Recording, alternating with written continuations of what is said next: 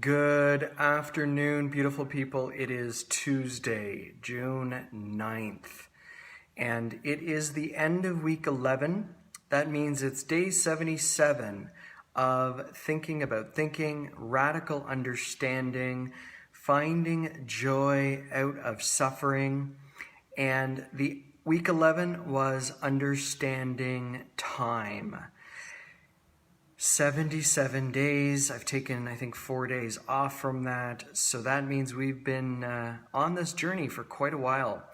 And I think about next week. Next week will mark the fact that we've been in 3 months.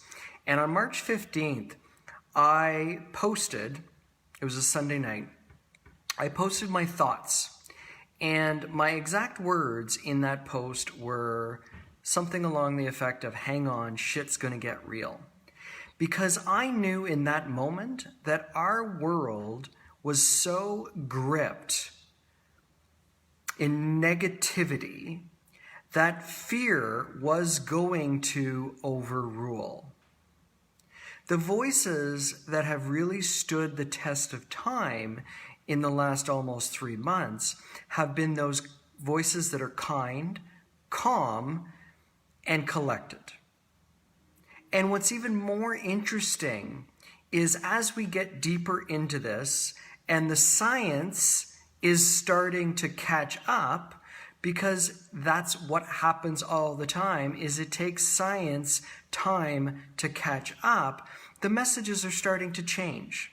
The messages are starting to be safe, but don't worry, and be kind, but don't let fear control you.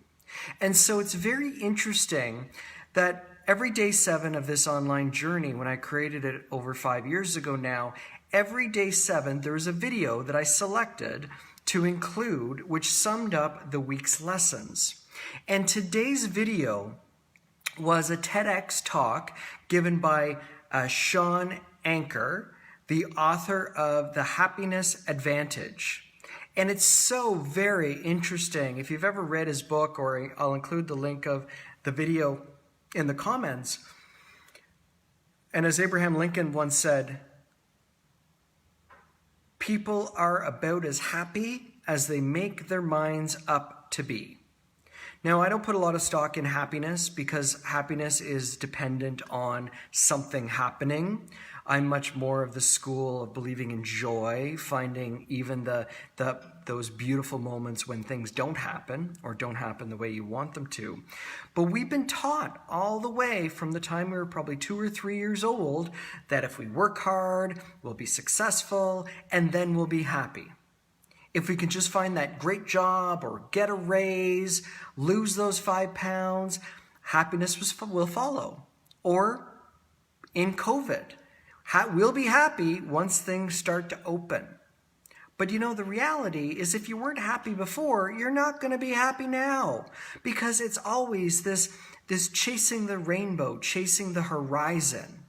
Because the science in psychology, in neuropsychology and neuroscience is really starting to show it, is that those elements, that positivity that envelops people is what's going to carry them through.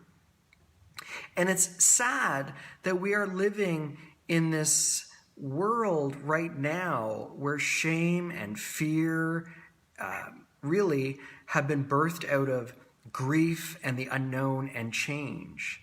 And I really call out to everyone, no matter where you are, rather than projecting your pain onto someone else, take the time to do your own inner work. Because what you will find is once you've done the inner work, the world becomes a lot better. So until tomorrow, I hope you're all well. I hope you're all safe. And I hope after 77 days together, you've learned 1 or 2 things to help you get rid of fear. Send fear into the back seat. Allow fear to be in the car, but stop controlling the dials. I truly do love you, And until tomorrow, be kind to yourself and to others.